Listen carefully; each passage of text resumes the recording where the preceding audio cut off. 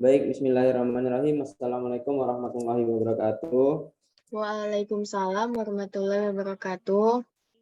Baik, di sini kami dari kelompok 5 akan mempresentasikan dan memaparkan materi terkait grounded theory yang merupakan salah satu pendekatan yang digunakan dalam penelitian kuantitatif. Nah, langsung saja kami sudah membuat sebuah PPT PowerPoint. Silakan Saudari Safita untuk menampilkan PPT-nya.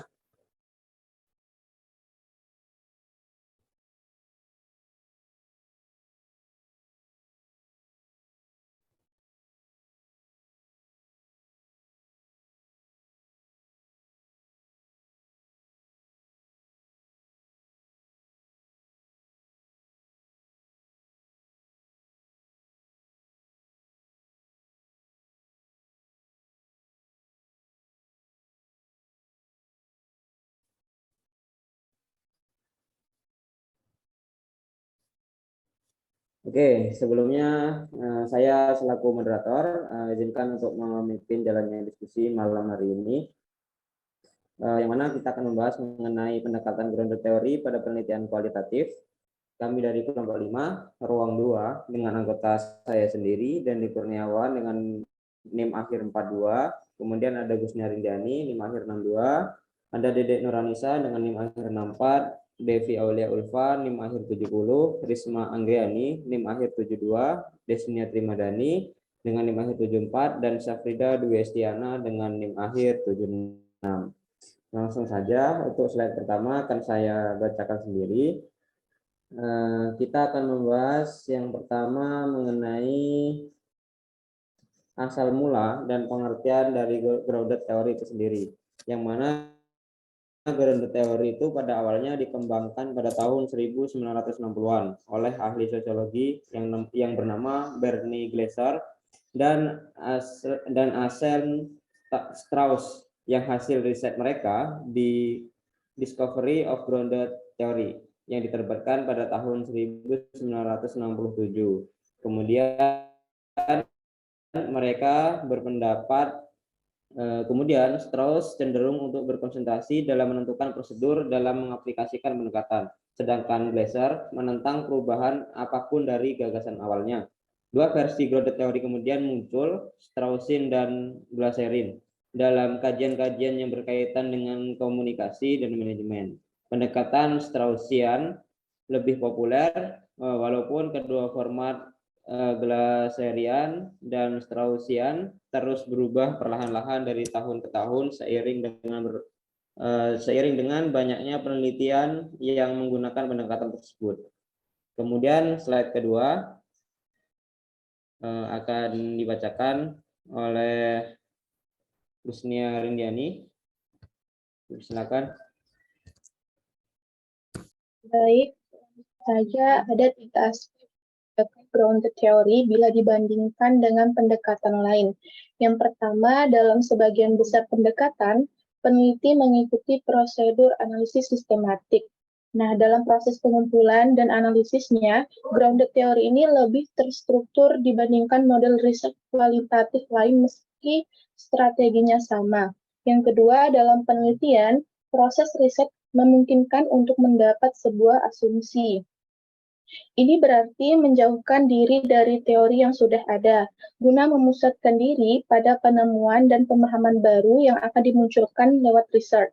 Yang ketiga, peneliti tidak semata-mata menjelaskan, mengkapitalisasikan, mereka akan berupaya keras untuk menghasilkan dan mengembangkan teori. Slide selanjutnya.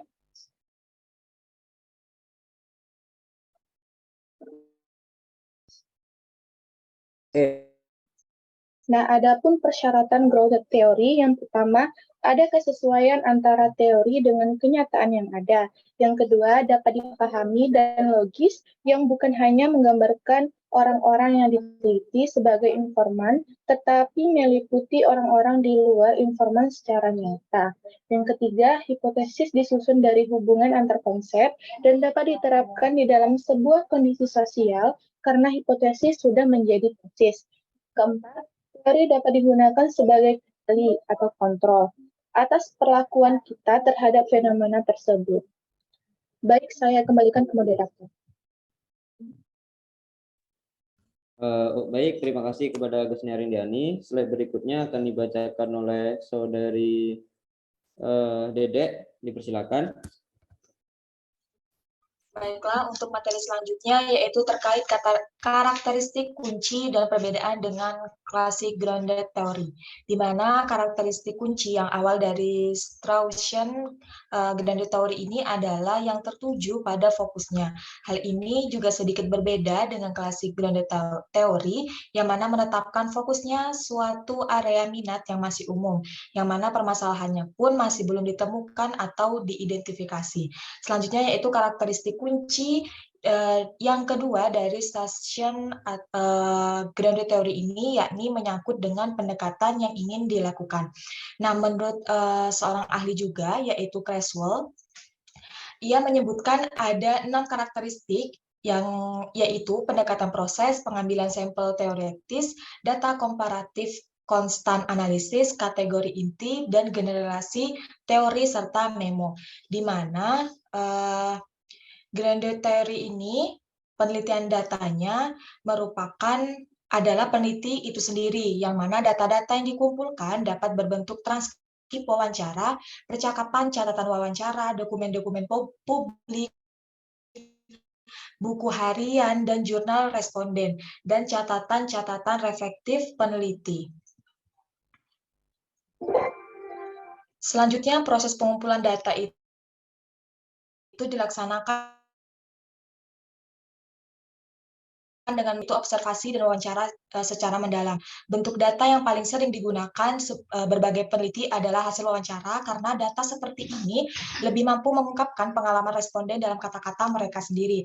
Hal yang spesifik yang membedakan pengumpulan data pada penelitian grounded teori ini dari pendekatan kualitatif lainnya adalah pada pemilihan fenomena yang dikumpulkan. Paling tidak pada teori ini sangat ditekankan untuk menggali data perilaku yang sedang berlangsung atau life history-nya.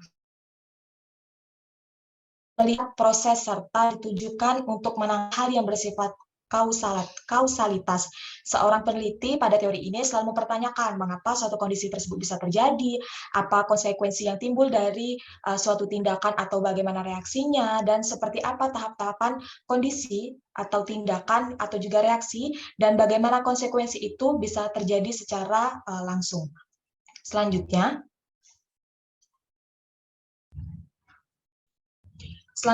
membahas terkait langkah-langkah grounded theory pada metodologi. Nah, pada langkah-langkah ini ada 5 langkah. Yang pertama, perumusan masalah.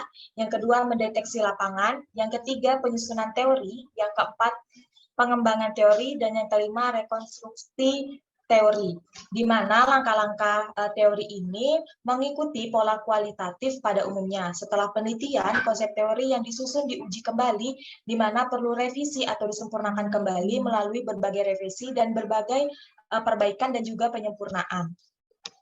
Nah, analisis komparatif ini juga adalah salah satu cara yang strategis dan sering digunakan para ahli berbagai cabang ilmu sosial untuk menemukan sesuatu maupun teori melalui verifikasi dan pengkategorian secara konseptual sehingga dapat menghasilkan bukti-bukti yang akurat.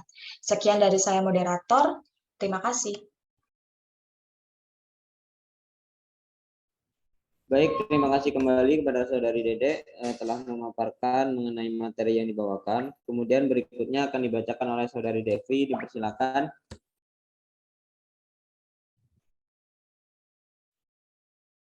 Baiklah, terima kasih kepada moderator. Slide selanjutnya.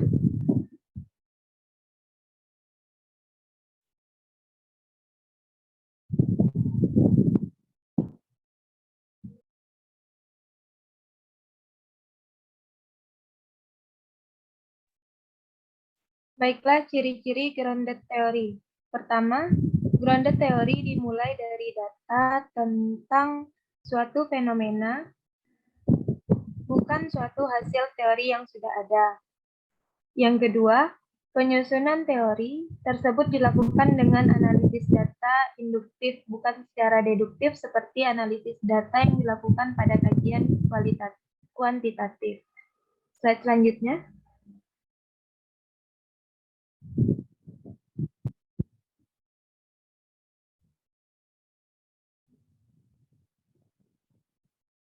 Yang ketiga, agar penyusunan teori menghasilkan teori yang benar, di samping harus memenuhi 4 kriteria, yaitu sesuai atau fit, dipahami atau understanding, generalisasi umum atau generality, pengawasan atau kontrol, juga diperlukan dimilikinya kepekaan teoritik perumusan masalah.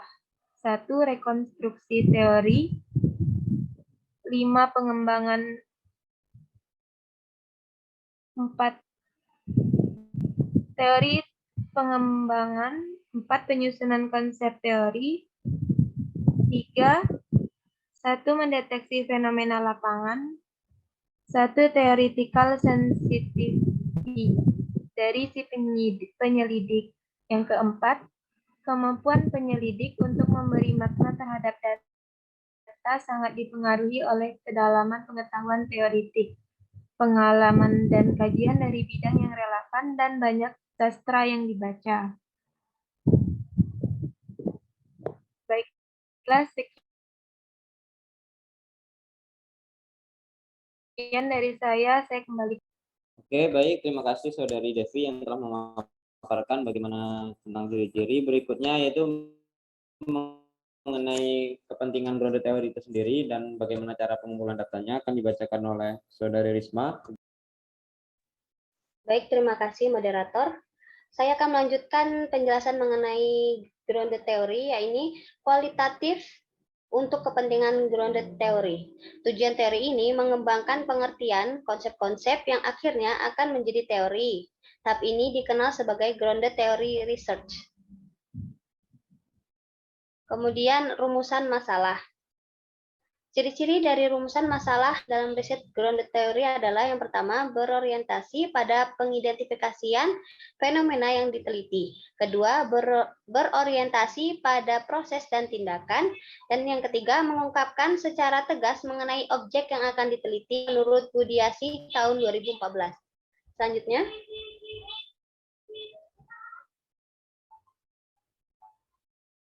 Adapun teknik pengumpulan data yang pertama yaitu wawancara. Wawancara sendiri dengan pedoman umum adalah suatu bentuk tanya jawab dengan narasumber dengan tujuan mendapatkan keterangan, penjelasan, pendapat. Kemudian ada observasi atau pengamatan. Observasi atau pengamatan adalah prosedur yang dilakukan penelitian untuk memperoleh data yang tidak dapat diperoleh melalui wawancara dengan jalan melakukan pengamatan terhadap partisipan penelitian. Dan yang ketiga yaitu penggunaan dokumen. Penggunaan dokumen adalah segala bahan yang terekam baik dalam bentuk tertulis, gambar maupun film yang terkait dengan partisipan penelitian. Baik, itu saja yang dapat saya jelaskan. Saya kembalikan kepada moderator. Baik, terima kasih kepada Saudari Risma. Kemudian materi berikutnya akan disampaikan oleh Saudari Desnia. Untuk Saudari Desnia, dipersilakan. Baik, materi yang selanjutnya yaitu sampling teoritis. Dalam grounded teori digunakan sampling teoritis. Penarikan sampel jenis ini berpedoman pada gagasan-gagasan yang signifikan bagi teori yang muncul. Salah satu perbedaan utama antara metode penarikan sampel jenis ini dengan jenis yang lain terletak pada faktor waktu dan kesinambungan. Tidak seperti jenis sampling yang direncanakan lebih dahulu, di mana kerangka sampling telah ada sejak permulaan riset. Sampling teoritis berlanjut sepanjang seluruh proses riset. Sampling teoritis, meskipun lahir dari grounded theory, juga sering digunakan dalam analisis kualitatif jenis lain. Slide selanjutnya. Yang selanjutnya yaitu melakukan coding dan analisis data. Yang pertama, coding terbuka atau open coding, yaitu atau memilih milah data. Yang kedua ada coding aksial atau aksial coding. atau memunculkan kembali data dalam bentuk baru. Yang ketiga ada coding selektif atau selective coding atau pemilihan kategori inti yang menghubungkannya dengan kategori lain. Coding terbuka adalah proses rekapitulasi konseptualisasi data. Sekian dari saya kembalikan ke moderator. Baik, terima kasih kepada Saudari Desnia. Kita masuk kepada penghujung materi, yang mana ini akan disampaikan oleh Saudari Syafrida. Dipersilakan.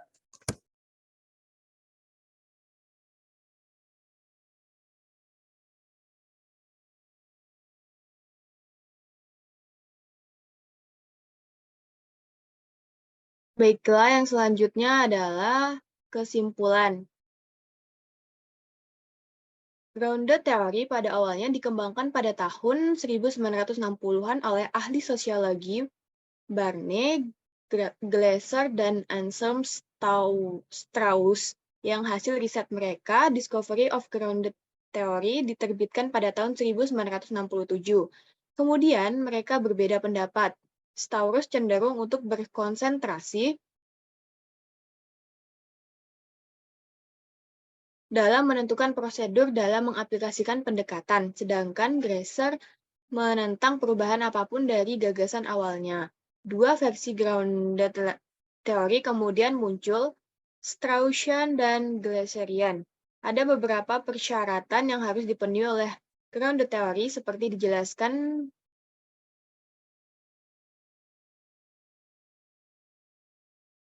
Strauss dan Corbin antara lain.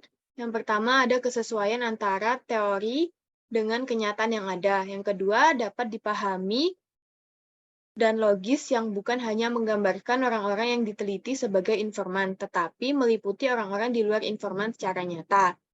Yang ketiga, hipotesis disusun dari hubungan antar konsep dan dapat diterapkan di dalam sebuah kondisi sosial karena hipotesis sudah menjadi tesis. Yang keempat, teori dapat digunakan sebagai kendali atau kontrol atas perlakuan kita terhadap fenomena tersebut.